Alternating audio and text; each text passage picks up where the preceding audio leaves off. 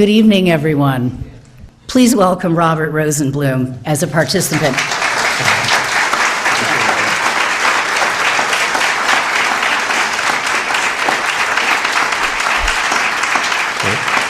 I don't know if I can live up to that very warm, personal, and generous introduction, but I'll start by saying good evening, especially to our benefactress.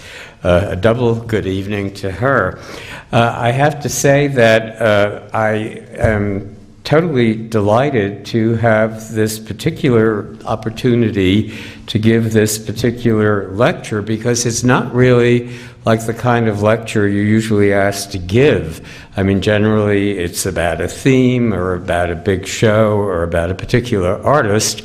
And in this case, I was asked to do something I think, in fact, I have never given before in terms of a lecture, namely just to talk about a handful of extraordinary paintings that may or may not be related to each other. They just happen to be there, perfect choices by someone whom I've learned more about this evening, Ms. Fesler, who had just an astonishing eye, especially when I realized that so many of these works had been acquired in the 40s. At any rate, I don't know if I'm counting right. I think there are 8 pictures that I'm going to talk about, and even though I will try to talk about them in terms of their individual character, there will also, I realize, be something that will unite them, various themes, one of them having to do, I guess we should dim the lights, huh? Thank you. One of them having to do with, the Janus-faced character of history, the way things look both backwards and forwards. I couldn't help noting, and this would be true of anybody who's taken a basic history of art course, that there are 3 sensational paintings here from the 1880s that almost provide a kind of litany of the origins of modern art. I'm just wondering, can the Van Gogh be focused a little better? Maybe I can do it from here, but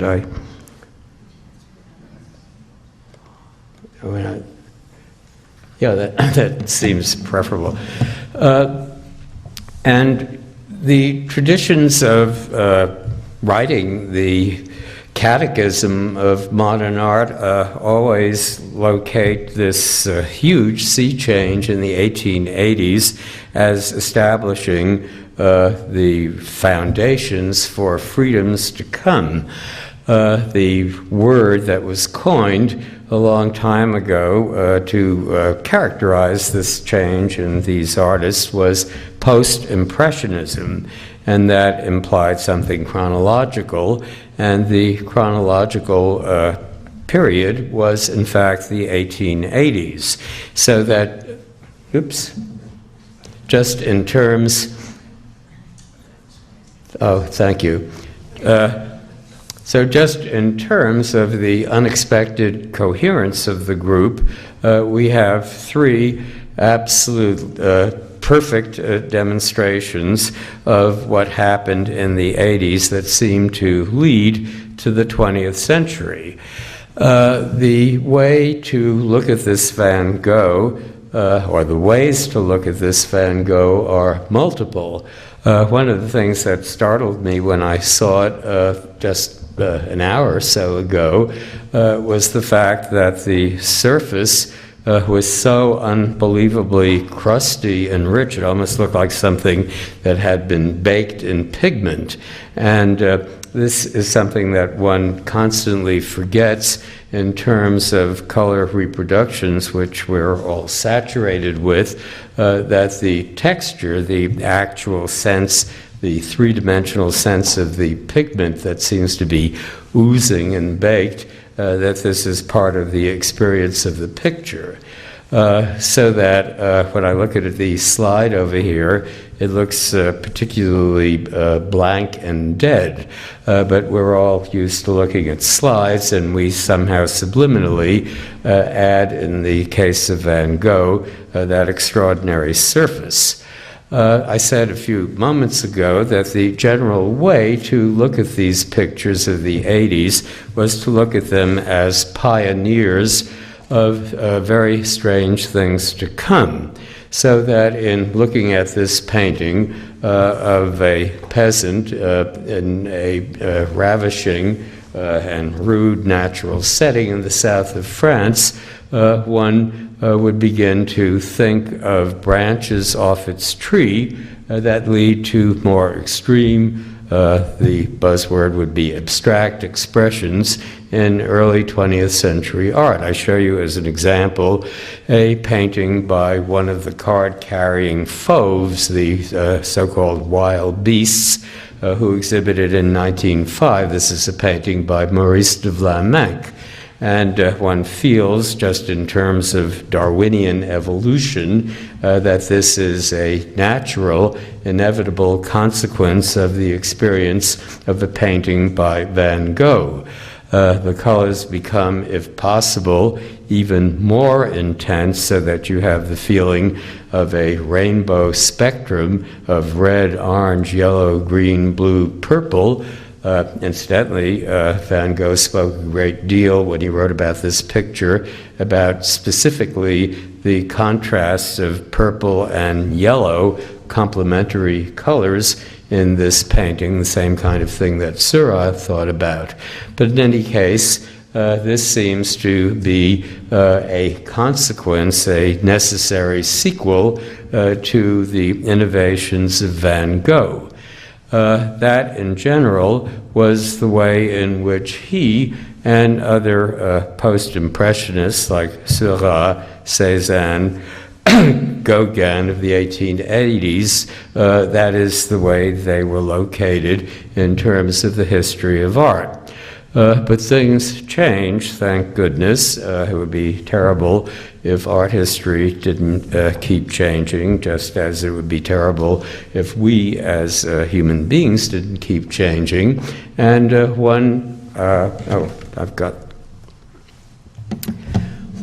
of the ways in which these artists have changed over the last decades is that instead of always looking forwards, they began to look backwards to 19th century precedents. So that these days, in studying a painting like this one by Van Gogh, one might be interested in his own passionate concern with artists of the mid-19th century, both in France and in his native Holland, who were concerned with anonymous workers on the field, peasants sowing wheat, as in the case of the ultra-famous painting by Millet on the right. We learn, for example, that Van Gogh not only was passionate about this mid-19th century French artist, but he actually made copies after his work. And I say this just to indicate that there are other genealogical tables that can offer foundations for Van Gogh's art. The study of the 19th century began to turn up artists who were barely heard of 40, 50 years ago, and one of them who is very topical, especially in terms of the art of Van Gogh, is the British artist Samuel Palmer. The reason he is topical is that he is having a first major retrospective here in this country, now to be seen at the Metropolitan Museum. But in very strange and probably accidental ways, questions of affinity rather than actual influence, many of these passionate visions of Samuel Palmer, who is usually classified as a disciple of William Blake. Many of these visions have that sense of a kind of awe, a visionary experience of nature, which has to do not only with here wheat, or as the British would say, corn, a cornfield, but with the ecstasy of the crescent moon and the star, images that are again familiar to the study of Van Gogh. So that, just to begin my comments this evening, a painting like this seems both to look forwards to the most adventurous distortions in shape and color in 20th century art, as well as to look backwards to a kind of awe before nature and a kind of sanctification of in these three cases, the Millet, the Palmer, and the Van Gogh, of the single peasant who somehow represents a natural, organic being rooted to the earth. The most famous, well, that's not true, the equally famous post-impressionist whose art matured in the 1880s, as did Van Gogh in that very short lifespan of his, is of course Paul Cezanne. And I show you here on the right the painting that I didn't see in the collection, but you here know it. It has been in the fabulous show just seen in Washington about Cezanne in Provence. In any case, this is another picture that comes from this decade of the 1880s, in which artists began to reconstruct what they saw in strange, distorted, private ways that had to do not with a communal style, which was the case with the Impressionists. You know the way the Impressionists would paint the same thing, so that you could hardly at times tell the difference between a Renoir and a Monet. But in the case of Cezanne or Van Gogh, we have unique, very strong individuals who create a private cosmos that looks like nothing else in the world. There has been a great deal of research on the particular sites in the south of France that Cezanne painted, just as in the case of the Van Gogh, one could probably pinpoint the exact spot around Saint-Rémy in which that picture was painted. Here, in any case, is a contribution to that kind of documentation, a farmhouse in Provence, which offers a clone to the painting by Cezanne.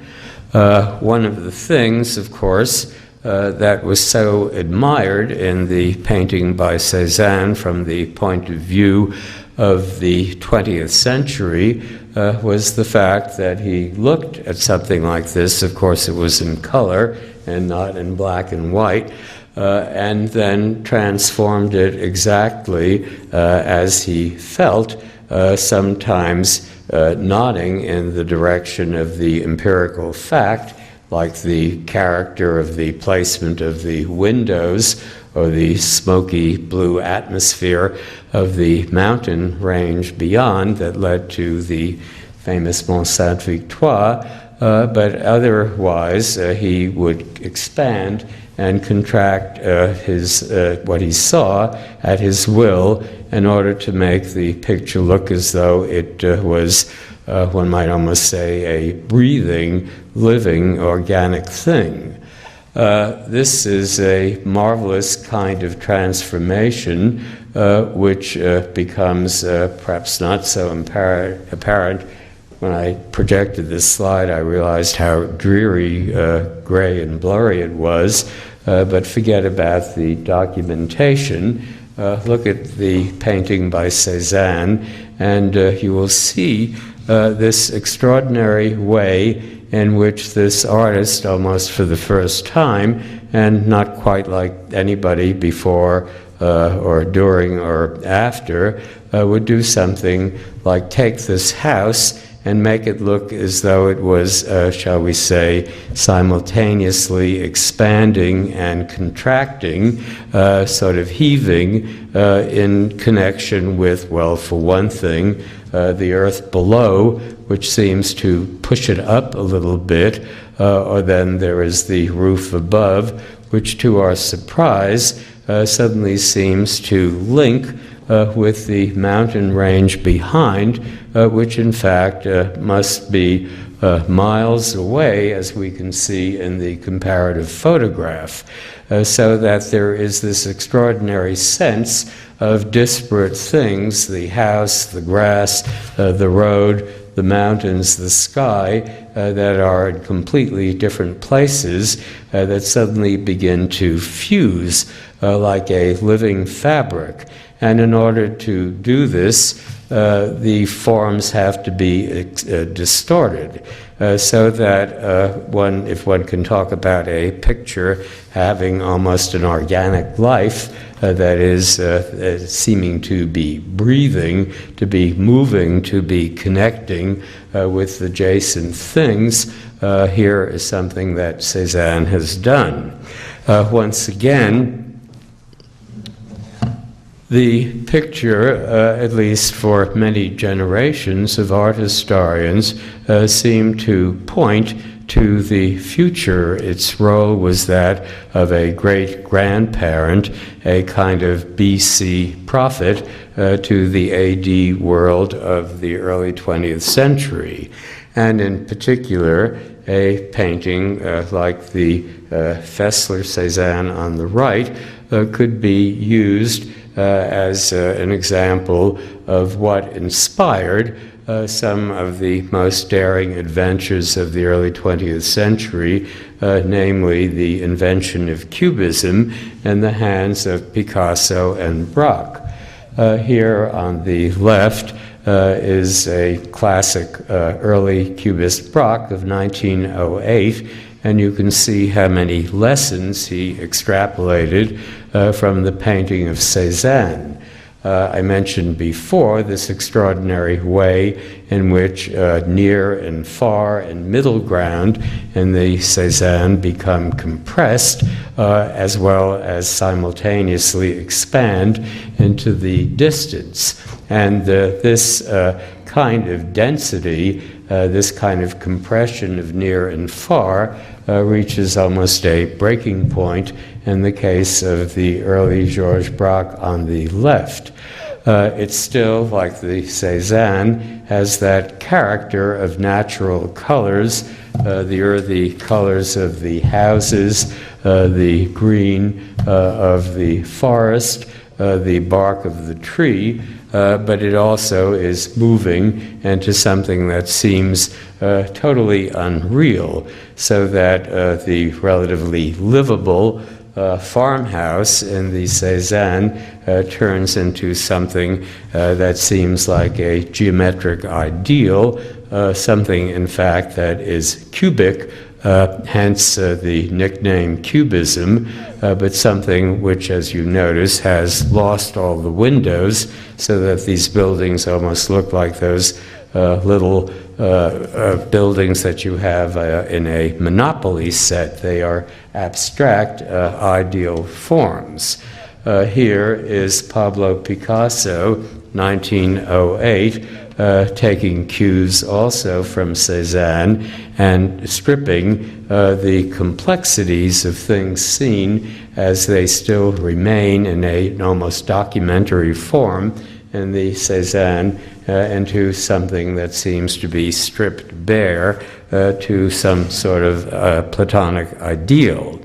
I mentioned before that, as in the case of the Van Gogh, pictures of this vintage tended to be seen as prophecies.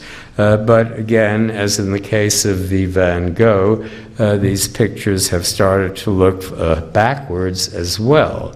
so that I was very pleased to see that in the group of pictures I am talking about this evening, there was an early painting by Koro from a part of the world, southern France, Provence, not that far from Cezanne territory, and that is this early Koro of Villeneuve-les-Avignon. It's interesting to see that there are many of the same features, geographical and pictorial, that you have in the Cezanne. The contrast of the ochre color of the buildings vis-a-vis the green of the grass and the trees in the foreground, and the gray-blue haze of the mountains beyond.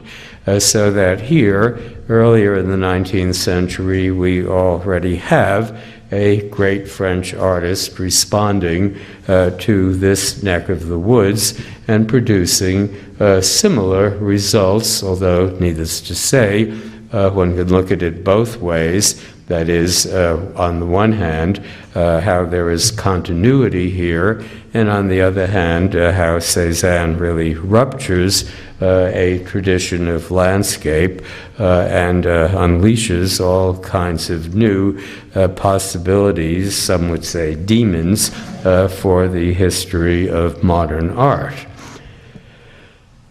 Here, just to thicken the stew, is another kind of looking backwards from the work of Cezanne, which has to do with the fact that he was, after all, a regional painter. He came from Aix-en-Provence, and that was where he was firmly rooted, so that it becomes fascinating to look at other regional painters from the earlier 19th century who painted similar themes.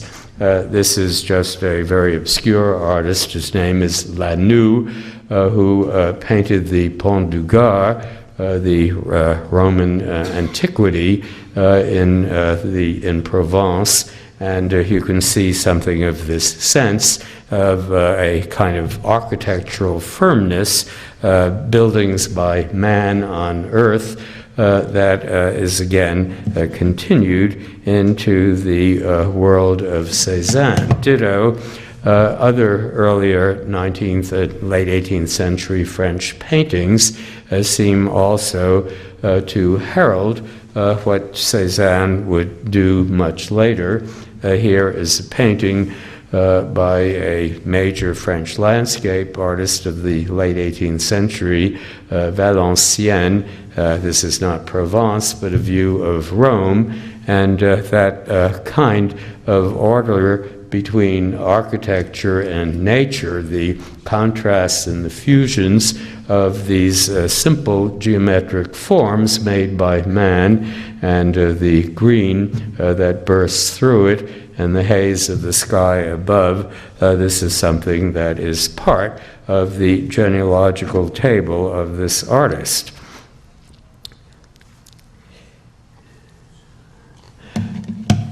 It is very hard, I must say, in the case of Seurat, the third of the post-impressionist artists whose work of the 1880s is so brilliantly represented here.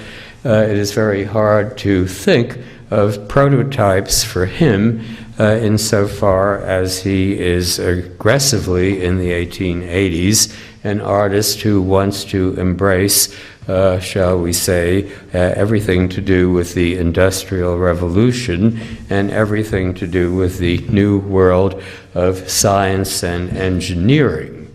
Those passions of his are perfectly exemplified in this late, I was about to say landscape, but there's no land there. I was about to say seascape, but it doesn't really look like any seascapes you've seen before.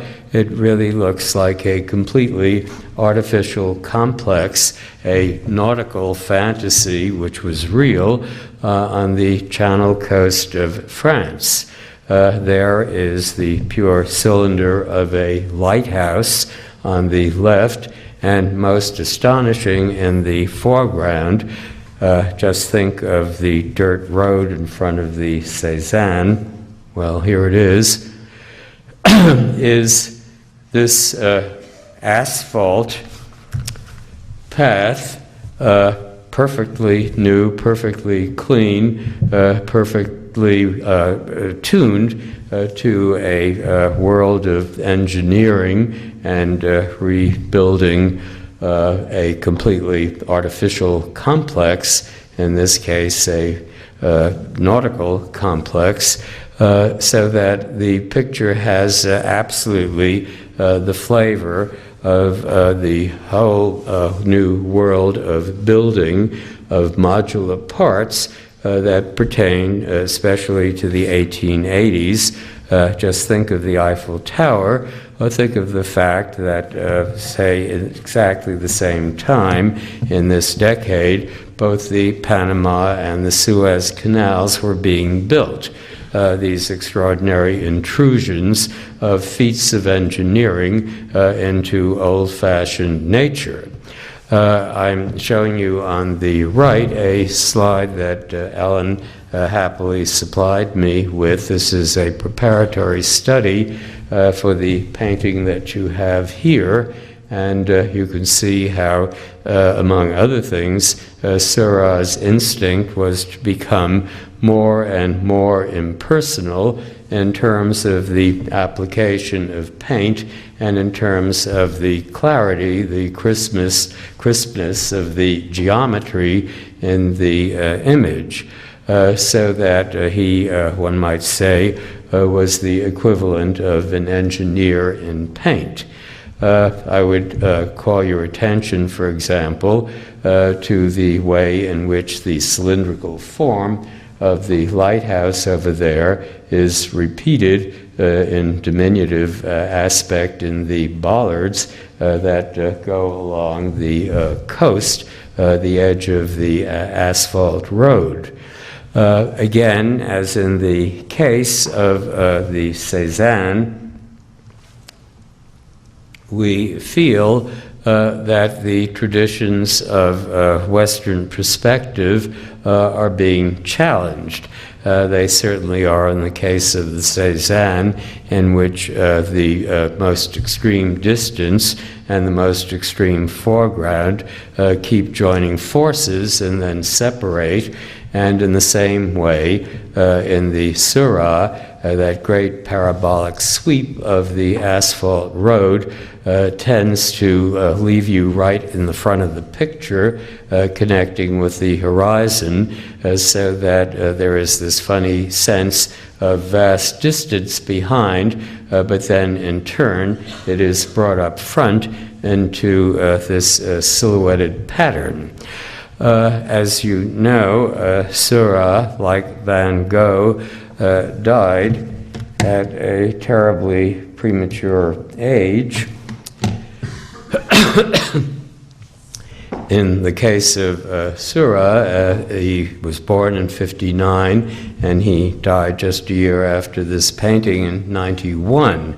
And one can very often have the fantasy, I've often had it about both Seurat and Van Gogh, had they lived a normal lifespan, what on earth would their pictures have looked like 50 years later?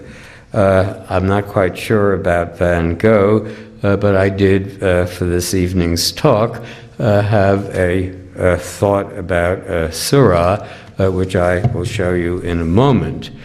I began by talking about the way this seems so totally artificial, and that is a point that can be further confirmed by looking at Seurat's earlier work. Here is a very small picture, a little landscape with a very blocky geometric house related to the Cezanne farmhouse that we looked at, but as you can see, he is still working within the world of nature insofar as the picture is vibrantly green.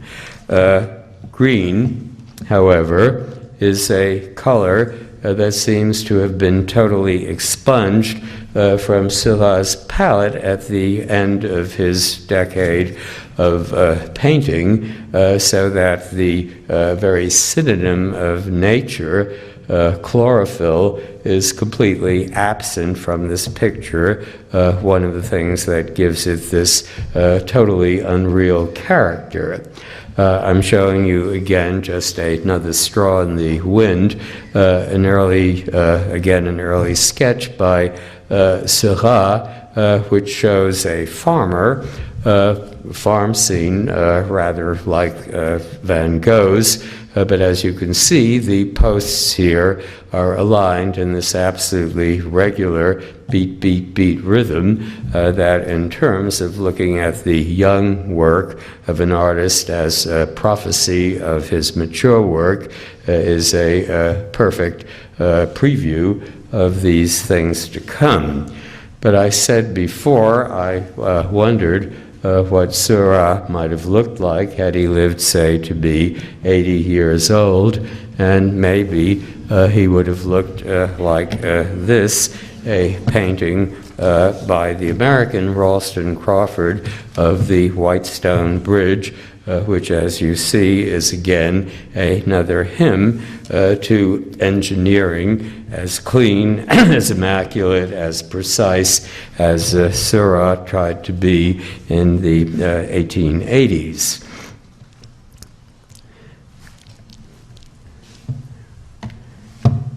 The very opposite of Seurat, again, the pictures on the left seem to be somewhat unfocused. I don't know if you can do something.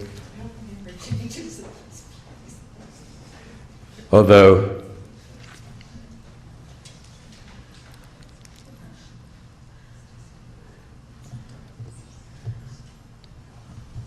well, that's fine. Anyway, this is already an unfocused picture in the original as in a slide projection, and it is, of course, this exquisite Veal, a seamstress at work at her table, which is very characteristic in subject and in style of many works by this precious master, works of the 1890s. He, in biographical terms, lived in a world that had to do with swatches of cloth, with textiles, with fabrics. That was the vocation of the women in his family. And there on the right is a painting that spells this out, a domestic interior, very claustrophobic, in which we have these slices, pieces of cloth all over the place, so that you can hardly tell the difference between wallpaper and dress and actual fabrics that are laid out to be sewed together or displayed. This painting on the right, approximately the same date as the picture in the Fesler collection, comes, by the way, from Smith College, and I learned that Ellen Lee is an alumna, so that is very appropriate to my remarks this evening. In any case, the painting by Vuillard, or these paintings by Vuillard, are very, very curious insofar as they perhaps up the ante in terms of making the seen visible world disappear. But they both do it in a very hide-and-seek way, so that when we look at these pictures, on the one hand, they tend to fuse into a kind of flat and gorgeous fabric, something like the equivalent of a Harris tweed, some very, very fibrous clothing. And on the other hand, every now and then we begin to realize that there are very real things there. There are real people. There are real swatches of cloth. There is real wallpaper. There is a window at a tilt, so that it has the quality of the specific of actually recording the objects in a domestic interior. In a way, what we are looking at here is a kind of pictorial camouflage, which is a delicious sort of game to play, looking at these pictures in a peekaboo, hide-and-seek way, so that we suddenly discover what we might not even realize, that there is actually a human figure, the seamstress in the painting on the left, or then there is that strange man, almost like a spook, who suddenly appears, his body totally flattened in the middle of the wall. Again, this is the kind of picture that seems to have been located firmly in the late 19th century. But as time passes, connections forwards and backwards keep being made. And one of the things that has recently fascinated me is the relationship of an artist like Veal in the 1890s to many of the more seemingly radical innovations of early 20th century artists like Picasso and Braque. I show you here just to elucidate that point, one of Picasso's many pasted papers, collage, papier collé, of the high years of Cubism. And this particular fascination with making flat decorative patterns that very often come from snippets of wallpaper, as is the case here. This is something that seems to me to have a kind of affinity with the images of Vuillard and his fellow Nabi Bonnard in the 1890s. But there is even more to it than that. And I mentioned before the effect of camouflage, which incidentally was invented at just this time in the work of Vuillard, that marvelous and teasing sense that you are looking at something totally illegible, just a pattern or a fabric or a labyrinth of light, and then lo and behold, something that you can cling to just for a moment seeps through. This is very much the effect we have in some of the most difficult and illegible paintings of the high years of Cubism. I show you this most famous example at Moma, the picture that is called, you can read it below as a surrogate title, Ma Jolie. But in a way, although this is very different clearly from Vuillard, it also represents a kind of continuity, the depiction of something that was actually seen, perceived. This is a woman holding some kind of stringed instrument, but then that turns into a kind of hieroglyph or a mirage or an intricate texture, so that the initial stimulus keeps disappearing, but then teasingly reappearing every now and then. The late 19th century, especially under the aegis of what was called symbolism, loved to suggest rather than spell out things, so that we look at a picture like this as if it were more of a whisper than a clear, loud statement, and that quality of murmurs, of suggestions, of something visible that is disappearing and reappearing is one of the major characteristics of the Cubists' relationship between what they see and what they paint. I'll say more about that in a minute.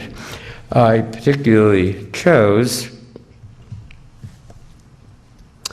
the Moma painting on the right, not only because its camouflage quality relates, I would say, to the world of VR in the 1890s, but because of the painted inscription at the bottom of this very, very strange and difficult image of a woman. It says, as you can read, Ma Jolie. A long time ago, and that was a very long time ago when I was first learning about the difficult moments in 20th century art, people paid very little attention to the words that were inscribed in the paintings by Picasso and Braque. But more and more, these became enigmas to be solved, and one of the words, or a pair of words, Ma Jolie, that kept appearing in the works of Picasso, well, the riddle of that was solved about half a century ago, and characteristically for Picasso, in a very, very complicated way. Ma Jolie is a very simple French term. It means my pretty one, and that is not unusual, except for the fact that it also has, and this is pure Picasso, more than one meaning. For one thing, it was his personal private name for his then girlfriend. Oops, sorry. Whose name was Eva Guel. Not very often photographed, but here is a kind of ghostly photograph of her. So that was his pet name for her. But it was also the name of a popular song of the period, a music hall song of pre-war Paris. I am walking down memory lane a long time ago. I once spoke to a Frenchman who actually knew the words to the song and sang a bit of it to me. It was something like, "Oh jolie, ma jolie, mon cœur te dit bonjour," so that it almost had, for that generation of the early 20th century, the character of, say, a song by the Beatles. It was very, very famous, so that it was a reference to a song that everybody knew, as well as a reference to Picasso's girlfriend. And in fact, most extraordinarily, because Picasso's love life always entered into his art, he wrote this phrase, ma jolie, again and again and again during the period in which he was involved with Eva Guel, who died prematurely in the heyday of Cubism. But she appears again just before her death, in fact, in the painting here in the Fesler collection. There it is on top, Ma Jolie, and again it is even more ambiguous here because it is not only his girlfriend, but it seems also like the inscription on a sheet of music. There are the 3 lines of what should be a 5-line score on the page of music, and this, incidentally, rhymes with the 3 strings of the violin. Interesting to note, because Picasso is a magician and always changes things, that instead of 5 lines for the music score, he puts down 3, and instead of 4 strings for the violin, he uses 3, so that these rhyme in a new connection. There are other words here as well, which seem to offer a kind of alphabet soup scramble. You have journal, but it comes out as jour, that is the name of the daily newspaper, and there is Bass, the brand of an ale that would be seen on a cafe table like this.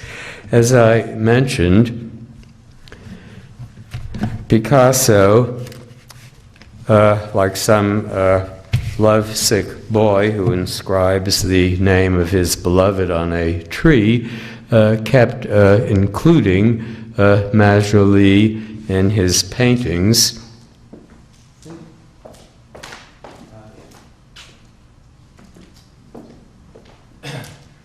One might almost say camouflage them like a secret love for Eva.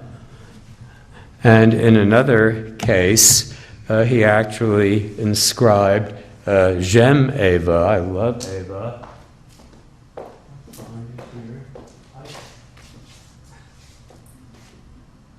Very, very small. So that these were like little love letters, little avowals of his affection to his then girlfriend. And here is another example of that inscription in a painting of 1914, and which it almost has the blazing quality of something on a theater marquee, Majoli, loud and bold, as opposed to secretive in the case of the 2 pictures I just showed you. Studies of Picasso keep unveiling one after another, one mystery after another, and I was utterly delighted to look at this painting and realize that it contained a musical instrument that was always misidentified in terms of discussions of the objects in Cubist art. I'm talking about this thing, the instrument that you see on a slant in the middle of the picture. There's the reed on top, and there's the end of it. And this is an instrument that turns up frequently on the tabletops of Picasso as well as of Braque. But in the literature, at least some time ago, the person who described what was in a Cubist still life would always fudge over this and usually say that it was a clarinet. I sometimes thought that maybe it was an oboe because of the fact that it has a double reed. But whatever, it was clearly some kind of woodwind. It turns up occasionally, and lo and behold, it turns out that it is neither a clarinet nor an oboe. It is something more folkloric and ethnic that comes from Catalonia, where Picasso spent a good deal of his youth in the 1890s, becoming Pablo Picasso. This instrument is called the Tenora, and it is very, very common in Catalonia. It is played by villagers. They have in the city concerts of people playing the Tenora. Here is a slide that shows you that it comes in all shapes and sizes. Picasso had one, and for him it was a kind of souvenir of his south of the Pyrenees origins, and it turns up again and again in his pictures, as well as, I'll show you in a moment, those by Braque. I might add, before I forget, that the grain of wood on this instrument is marvelously represented by Picasso, who actually, I believe, combed the paint the way he once combed hair on a picture. He took an actual comb and went through a patch of pigment that represented hair, and here he made the mark of the wood grain on the brown paint. So this is part of his repertory of tricks. At any rate, you have here in Indianapolis an example of a Tenora, which also appears, as I mentioned, in the work of Braque. Here it is in a papier-collé at the Museum of Modern Art, and I'm happy to say that this picture used to be titled The Clarinet. It was always called that, and in many books you will see that on the caption. But we now know that this is the same instrument, the Catalan woodwind, the Tenora, with the cylindrical body and the double reed. So that is another problem in Cubist identification that has been solved. Speaking of Braque, I, of course, want to include here this later painting by Braque, and this has prompted me to think about other changes in our interpretation of art of the 20th century, namely shifting evaluations about good, better, and best. In the middle of the 20th century, probably right through the third quarter of the 20th century, Cubism and the more difficult aspects of it, as represented by Picasso and Braque, was generally considered to be the highest point, the highest achievement in the evolution of artists who started as Cubists, and that would go for Picasso as well as for Braque. And there was, in fact, a slight turning away from later work, which presumably was not as adventurous, was not as austere, not as demanding as the excitement and the frequent illegibility of Cubist art like the one on the right, or like the Picasso and the Fesler collection. So that if one had to choose between these two paintings, probably the knee-jerk reflex would be to say that the Cubist work was better because it was youthful, more adventurous, etc. But as history passes, or time passes, as history changes, so do our perceptions of works of art. And now, more and more, the later, less youthful, more mature, sometimes senior aspects of long-lived 20th century artists seem to be as fascinating, as accessible as the thrilling, innovative works of their junior years.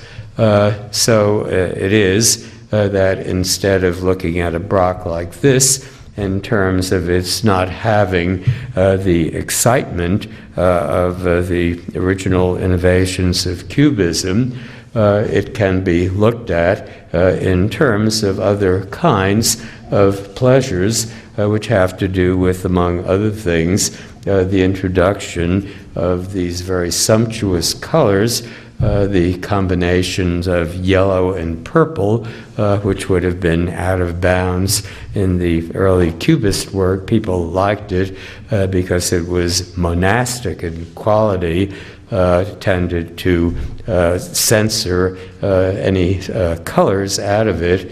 But here we have, again, the pleasure of looking at the yellows and the greens of the apple and the grapes, and the contrast of the wallpaper behind, which, not incidentally, may remind you of the patterns that you find in, say, the works of Veal.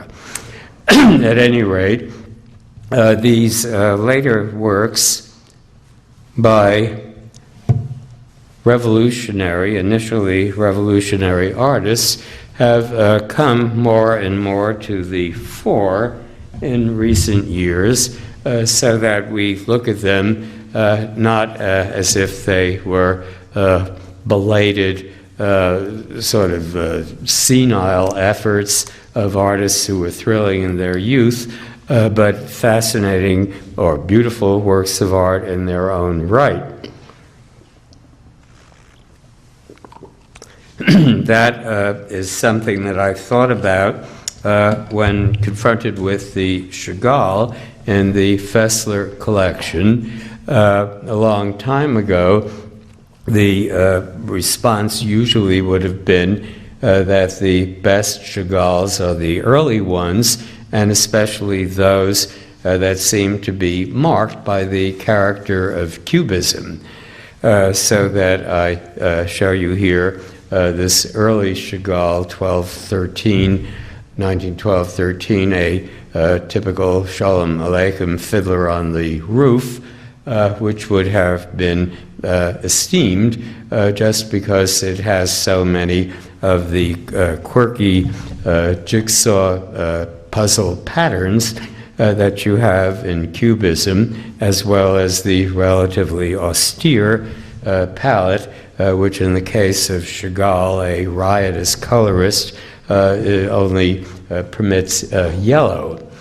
But the painting in the Fesler collection, which I had never consciously laid eyes on before, is a fabulous and gorgeous work. If you like blue horses, there is one, and it is marvelous to see, after Franz Marc painted horses blue before the First World War, that the species has survived. I thought it was endangered, but there it is. And another thing, although this doesn't have that interlocking Swiss watch network of flat planes of Cubism, it has this breathless rush of space, something that Chagall did at the beginning of his career, but revived here, something that makes the poignant voyage of this sort of secular Holy Family, a flight to Egypt with the Harlequin and the naked baby and the Russian woman with her babushka. All of this has extraordinary drama and pathos, and I particularly love the free-floating candle somewhere in this icy Russian climate. Speaking of artists,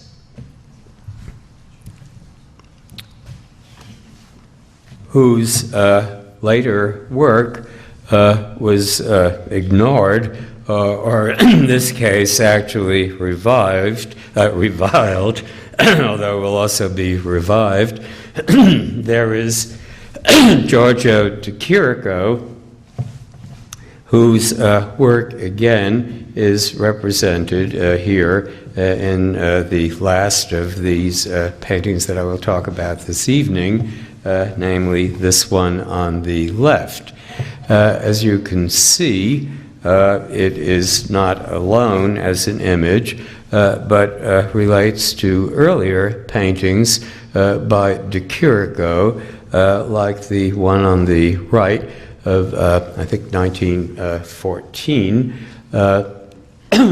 which has many of the same components, namely that absolutely scary, lifeless statue, the arcade, the absolutely dry, arid atmosphere where everything is being baked in the noonday sun, so that this is the first version of that dream, whereas this is a later version, a later variation that de Chirico made on ideas that he materialized and painted in his youth.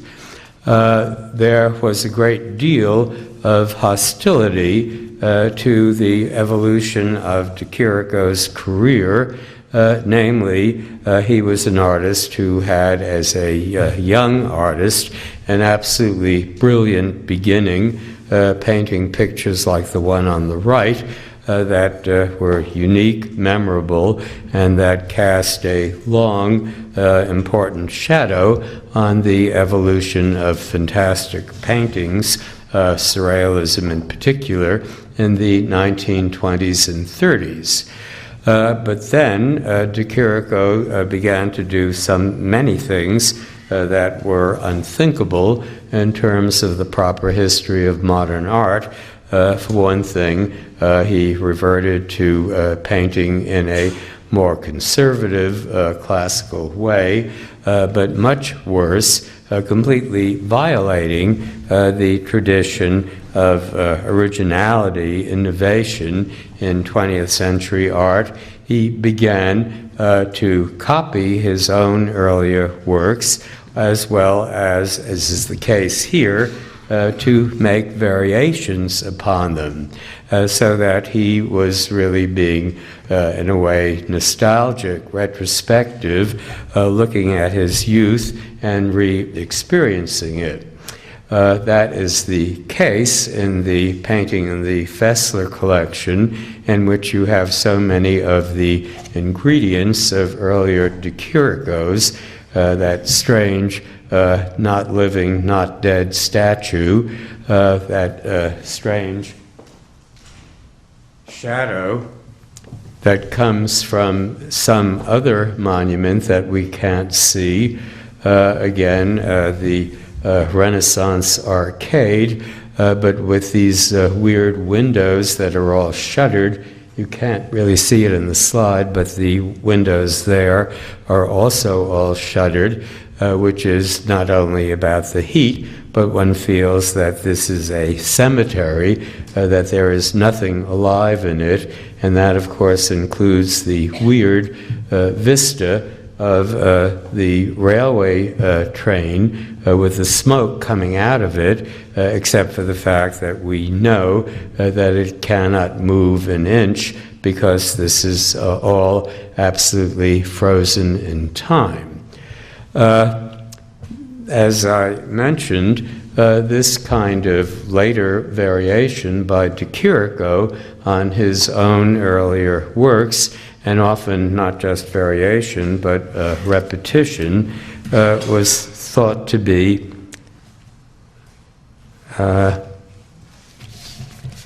a kind of cop-out. Here was a great modern artist who went on painting in the teens, 20s, 30s, 40s, 50s, 60s, 70s, and just kept imitating himself. And he was, so to say, exposed in a famous illustration in a Moma de Chirico catalog, in which this early classic of 1917, The Disquieting Muses, was reproduced in 18 different variations that he made of the picture, some almost identical, between the years circa 1940 and 1970. This, of course, was considered by some to be totally shocking that an artist would sell out that way. But as a matter of fact, as I said at the beginning, things change, taste changes, history changes things, and it just so happened that at exactly the same time that some people of an older generation were horrified by the way in which de Chirico would repeat himself, sometimes almost clones, sometimes variations. It was exactly that time that younger artists, and I'm speaking of then Andy Warhol, were fascinated by precisely this phenomenon. So that Warhol in the early 1980s looked at de Chirico, and you remember how Warhol liked to repeat Campbell's soup cans and liked to repeat Marilyn Monroe's. He was fascinated by exactly this aspect of de Chirico that was scorned by an older modernist generation. So it was that he made single and multiple variations upon de Chirico paintings. Here is a drawing inspired by this whole series, and here is another variation on de Chirico in which, in terms of a new generation, artists working in the second half of the 19th century, Warhol's world, he is fascinated by exactly the same thing in de Chirico that was so repellent to earlier scholars. Here is Andy Warhol doing a multiple that is prompted by de Chirico's, shall we say, prophecy of Warhol's own fascination with mass production. This is a very surprising turn of events, and I will leave you with this in the hope that in the future the Fesler pictures, as well as the entire history of art, will look very different from the way it does today. Thank you very much.